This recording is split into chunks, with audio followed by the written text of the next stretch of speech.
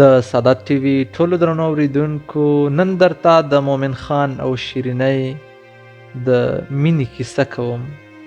راځئ راسره واورئ او د ویډیو لایک کول مه هیروئ.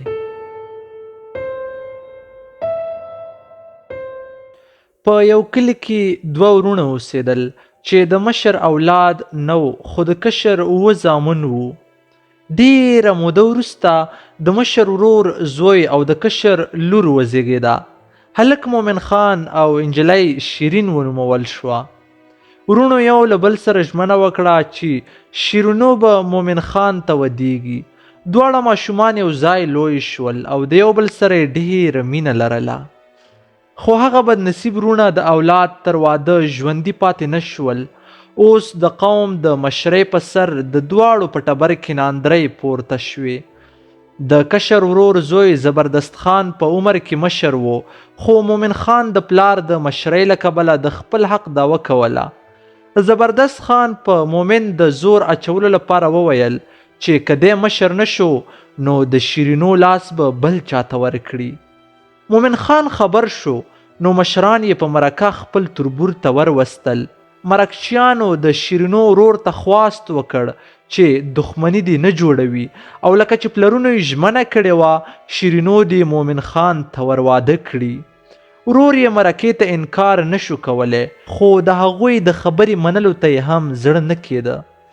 مرکې ته یې وویل چې زما د پلار نه د پهلوانۍ سپر یعنی ډال پاتې دی چې یو سیر وزن لري.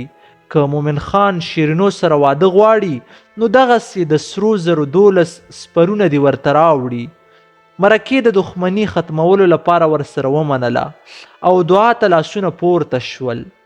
مومن خان ته د مرکې حال ورکړل شو نو مومن خان هم خوشحاله شو او هم خفا. په سوچ کې ولاړ چې دومره سره زر به د کوم ځای نه راوړي. په هغه ورځو کې به خلک ډیر پیسو ګټلو لپاره هندوستان ته ورتلل. شیرینو د مومن خان بیلتون نشو زغملی، خو په زړه یې لوی کاڼی کېښود. هغه ته یې ډاډ ورکړ چې زه به ټول عمر ستا په انتظار ناسته یم. مومن خان د خپل ملګري ریدي ګل سره یو ځای په اسونو د اباسین نه پورې هندوستان ته روان شو. روایت دی چې مومن خان دومره ښایسته و چې د ریدي ګل په مشوره مخپټې ګرځېده. د یو ښار په سرای کې ایثار شول نو د هغه ځای حاکم خبر شو چې 2 ځوانان د بهر ملک نه راغلي دي او یو پکې مخ پټ کړی دی. حاکم ورپسې سپایان واستول او دوی یې راوبلل. مومن د هغه په امر مخ کاره کړ نو ټول د هغه ښایست ته حیرانه وو. حاکم ورته بلنه ورکړه چې د تکړه پهلوان سره د مقابله وکړي. مومن خان په دغه مقابله کې بریالی شو او حاکم په خپلو ځانګړو ملګرو کې شامل کړ. یوه ورځ حاکم ته د باچا قاصد راغی چې د 2 کالو راهیسې دې باج یعنی ججه نه ده ورکړې، یا خو دا راواستوه او یا جنگ ته تیار شه. حاکم سره د باج ورکولو پیسې نه وې او اندېښمن شو. مومن خان ورته وویل چې زه به باچا ته یوازې ورشم او ستا خواست به ورته وړاندې کړم. حاکم دا نه غوښتل، خو د مومن خان په ټینګار یې ورته اجازه ورکړه. څو ورځې وروسته دی د هندوستان لوی ښار ته ورسید نو یو زرګر دکان ته ورغی. هغه ته یې وویل چې زما د اس لپاره د سرو زرو نالونه جوړ کړه. زرګر ورپورې وخندل چې ټوکې مه کوه، خو مومن خان ورته بیا وویل چې دا د ټوکو خبره نه ده، زما د آس لپاره د سرو زرو نالونه جوړ کړه. او په خپله هم هلته ورته په انتظار کېناسته. په لویه لاره خلک تیریدل او مومن یې سیل کاوه. یو اوښ تیر شو چې مهار یې د اوښبهي په لاس کې و، خو په کجاوه کې ناستې ښکلې پیغلې په چغو چغو ژړل. مومن خان د زرګر نه پوښتنه وکړه چې دا نجلۍ ولې ژاړي. زرګر ورته وویل زموږ په ملک آفت راغلی دی. یو خونړی ښامار هره ورځ پیغله جنۍ لواړه له ستونې تیروي. که جنۍ ورنه کړو نو ښامار په ښار ننوځي، یو ناتار ورګډ شي، خلک نیسي او خوري یې. نورې پیغلې جنکۍ نه دي پاتې، نن ورته د باچا لور وړي. مومن خان سم د لاسه په اوښ پسې روان شو. د یو غره په ډډه کې اوښ کېنول شو او اوښبهي شهزادګۍ له کجاوې را بهر کړه. مومن خان د یوې ګټې شاته پټ ولاړ و. کله چې اوښبهي روان او له سترګو پناه شو نو دی له خپل ځای راووته او د شهزادګۍ خواته ورغی. هغه ورخطا شوه او ویې ویل چې له دې ځایه ژر لاړ شه ځکه ښامار به دې وخوري. مومن خان ځواب ورکړ چې که په ما هر څه کیږي ودې شي زه تا ښامار ته یوازې نه پرېږدم.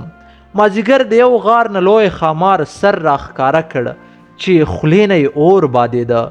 دی ورو ورو د شهزادګۍ لوري ته روان و. مومن خان چې د یوې تیږې شاته پټ ناست و په خپلې تورې ورباندې ګزار وکړ. ښامار زخمی شو او په مومن خان یې حمله وکړه خو هغه په بل ګزار ترې سر پرې کړ. بیا د مړي ښامار د لکۍ نه یوه ټوټۍ بیله کړه او شهزادګۍ سره یو ځای شاهي ماڼۍ ته روان شو. هلته د باچا خپلوانو د شهزادګۍ ویر کاوه. مومن خان د باچا مخې ته د ښامار لکۍ کېښوده او شهزادګۍ ورته د ده د میړانې کیسه وکړه.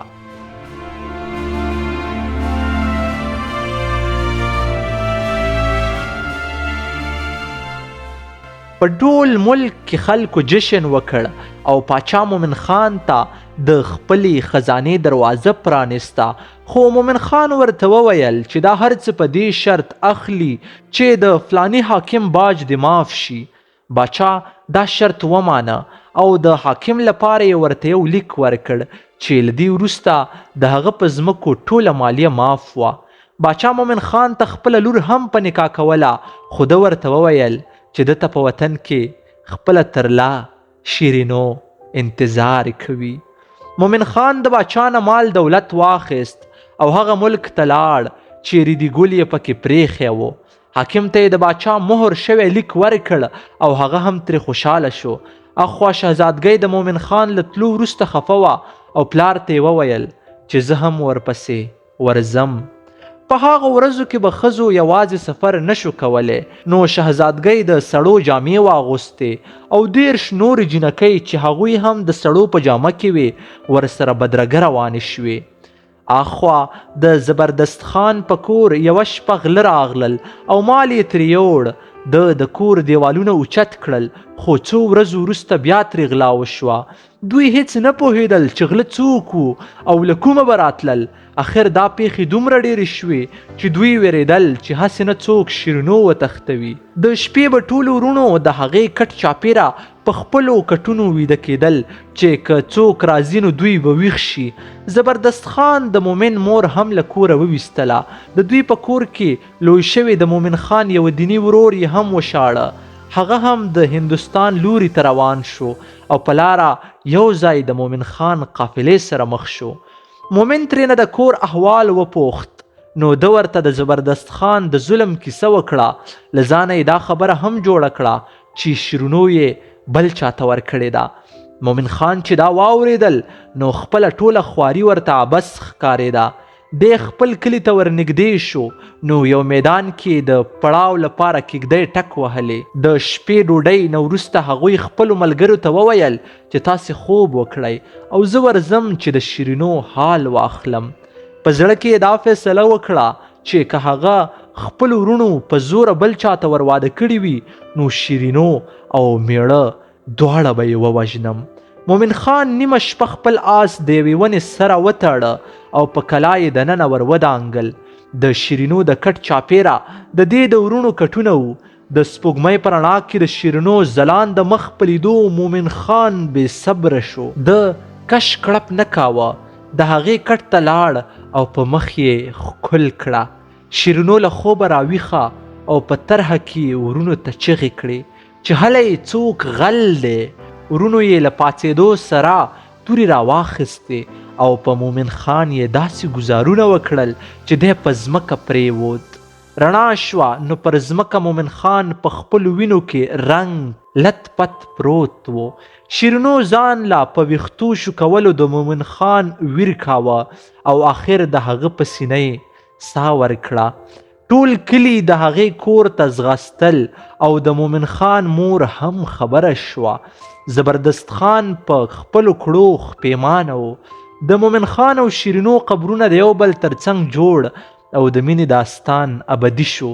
د سهار په توره خړه کې شهزادګۍ د خپلو ملګرو سره د مومن خان کیم ته ورسېده نو د مومن خان له قتل خبریږي د هغې زړه مات او ځان له مرګ غواړي د مومن خان مور ویل چې د زوی ارمان مې نه دی ختلی نو د ده جنازه به پیغلې جنکۍ هدیرې ته وړي شهزادګۍ سره د سړو په جامه کې 10 پیغلو د مومن خان جنازه هدیرې ته یوړه شهزادګۍ هم د مومن خان سره یو ځای خښېدل غواړي هغې د مومن خان په قبر کې ځان واچاوه او هملته یې ساه ورکړه بیا د مومن د قبر سره جخت شهزادګۍ هم خښه کړی شوه د شپې چا خوب ولید چې شهزادګۍ په خپل قبر کې نه وه هغه ملا ته وویل او چې قبر یې وسپړودو نو د شهزادګۍ مړی پکې نه و بیا د مومن خان قبر یې وسپړوده او هلته 2 مړي پراته وو دوی بیا هغه په خپل قبر کې واچوله خو بیا چا خوب ولید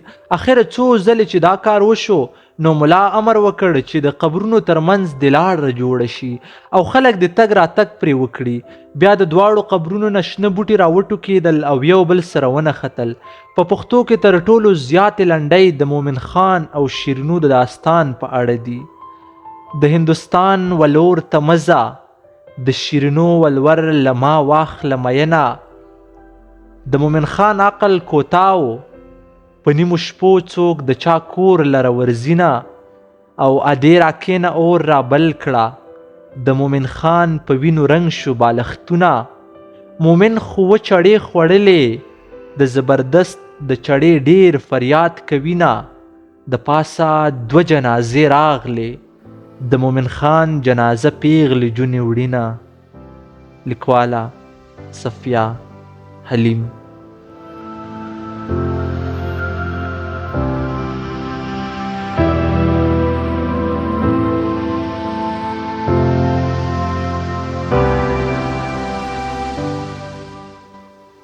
د سادات ټي وي ټولو درنو اوریدونکو دغه وه زموږ د نن ورځې لنډه کیسه چې ما پکې تاسې ته د مومن خان او شیرینو کیسه واوروله هیله ده چې د خوښې وړ مو ګرځېدلې وي تر څو پورې چې زه د بلې لنډې کیسې لپاره ستاسې درانه حضور ته راځم تر هغې مو په لوی خدای سپارم هر چیرې چې یاست خوشحاله اوسئ د الله په امان